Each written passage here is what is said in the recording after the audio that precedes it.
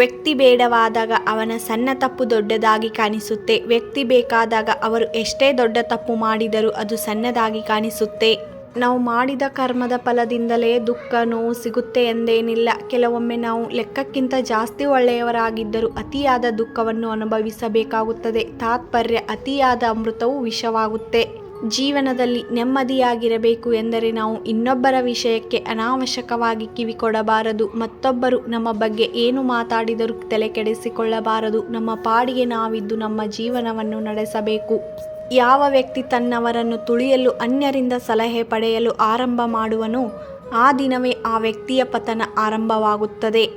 ಇಲ್ಲಿ ನಾವು ಹೇಳುವ ಸತ್ಯಕ್ಕಿಂತ ಇತರರು ನಮ್ಮ ಬಗ್ಗೆ ಹೇಳುವ ಸುಳ್ಳಿಗೆ ಪ್ರಾಮುಖ್ಯತೆ ಹೆಚ್ಚು. ಸಂತೋಷ ಎಂಬುದು ನಮ್ಮದೇ ಮನಸ್ಥಿತಿಯಾಗಿದೆ. ಅದು ಹೊರಗಿನ ಪ್ರಪಂಚದೊಂದಿಗೆ ಯಾವುದೇ ಸಂಬಂಧವನ್ನು ಹೊಂದಿಲ್ಲ. ಸಂಪೂರ್ಣ ಜಗತ್ತನ್ನು ಗೆಲ್ಲಬಹುದು ಸಂಸ್ಕಾರ ಹೊಂದಿದ್ದರೆ, ಗೆದ್ದ ಜಗತ್ತನ್ನು ಕಳೆದುಕೊಳ್ಳಬಹುದು ಅಹಂಕಾರ ಹೊಂದಿದ್ದರೆ. ನೀನು ಯಾವುದೇ ಸೇಡು ತೀರಿಸಿಕೊಳ್ಳೋ ಅವಶ್ಯಕತೆ ಇಲ್ಲ. ಕೇವಲ ಒಂದು ಹೆಜ್ಜೆ ಇಟ್ಟು ಕಾದು ನೋಡು. ನಿನ್ನನ್ನು ನೋವಿನಿಂದ ನರಳುವಂತೆ ಮಾಡಿದವರು ಕ್ರಮೇಣ ತಮ್ಮನ್ನು ತಾವೇ ನೋವಿನಿಂದ ನರಳಿಸಿಕೊಳ್ಳುತ್ತಾರೆ. ನೀನು ಅದೃಷ್ಟಶಾಲಿಯಾದರೆ ಇದನ್ನೆಲ್ಲ ನೀನು ನೋಡುವೆ. ನಮ್ಮ ಬದುಕೇ ಒಂದು ಹೋರಾಟ. ಈ ಹೋರಾಟದಲ್ಲಿ ನಾವು ಮಾಡುವ ಕಾರ್ಯವನ್ನು ನಾವು ಪ್ರಾಮಾಣಿಕವಾಗಿ ಮಾಡಬೇಕು. ಏನು ಆಗಬೇಕೋ ಅದು ಆಗೇ ತೀರುತ್ತೆ. ಅದನ್ನು ತಡೆಯಲು ನಮ್ಮಿಂದಲೂ ಸಾಧ್ಯವಿಲ್ಲ. ಜೀವನದಲ್ಲಿ ಬರುವ ಕಷ್ಟಗಳಿಂದ ಚಿಂತೆ ಮಾಡಿದರೆ ಅವು ಮತ್ತಷ್ಟು ಹೆಚ್ಚಾಗುತ್ತವೆ. ಮೌನವಾಗಿದ್ದರೆ ಸ್ವಲ್ಪ ಕಡಿಮೆಯಾಗುತ್ತೆ. ತಾಳ್ಮೆ ತೆಗೆದುಕೊಂಡರೆ ದೂರವಾಗುತ್ತೆ. ಹಾಗೆ ಭಗವಂತನ ನಾಮಸ್ಮರಣೆ ಮಾಡಿದರೆ ಕಷ್ಟಗಳು ಸುಖವಾಗಿ ಬದಲಾಗುತ್ತೆ. ಹುಟ್ಟುವಾಗ ಯಾರೂ ಶ್ರೇಷ್ಠರೂ ಆಗಿರಲ್ಲ, ಕನಿಷ್ಠರೂ ಆಗಿರಲ್ಲ. ಹುಟ್ಟಿದ ನಂತರ ಅವರಿಗೆ ಸಿಗುವ ಸಂಸ್ಕಾರದಿಂದ ಅವರು ಮಾಡುವ ಕರ್ಮಗಳ ಅನುಸಾರವಾಗಿ ಅವರು ಶ್ರೇಷ್ಠರು ಕನಿಷ್ಠರೂ ಆಗುತ್ತಾರೆ. ಎಲ್ಲರ ಜೊತೆಯಲ್ಲೇ ಇರು, ಎಲ್ಲರಂತೆ ನಗುತ್ತಾ ಇರು. ಅಷ್ಟು ಬಿಟ್ಟರೆ ಎಲ್ಲರೂ ನಮ್ಮವರು ಎಂದು ಹೆಮ್ಮೆ ಪಡಬೇಡ. ನಟನೆಯಿಂದ ಕೂಡಿದ ಮನುಷ್ಯನ ಪ್ರೇಮ ವಿಷಕ್ಕಿಂತ ಅಪಾಯಕಾರಿ ಎನ್ನುವುದನ್ನು ಮರೆಯಬೇಡ. ಯಾವ ವ್ಯಕ್ತಿ ಇನ್ನೊಬ್ಬರನ್ನು ನಾಶ ಮಾಡಲು ಯೋಚಿಸುವನೋ ಅವನು ಆ ಯೋಚನೆಯಲ್ಲಿ ಎಷ್ಟರ ಮಟ್ಟಿಗೆ ಕುರುಡನಾಗುತ್ತಾನೆ ಅಂದರೆ ಸ್ವತಃ ತಾನು ನಾಶವಾಗುವುದನ್ನು ಕೂಡ ಅವನಿಂದ ಗಮನಿಸಲು ಸಾಧ್ಯವಾಗುವುದಿಲ್ಲ.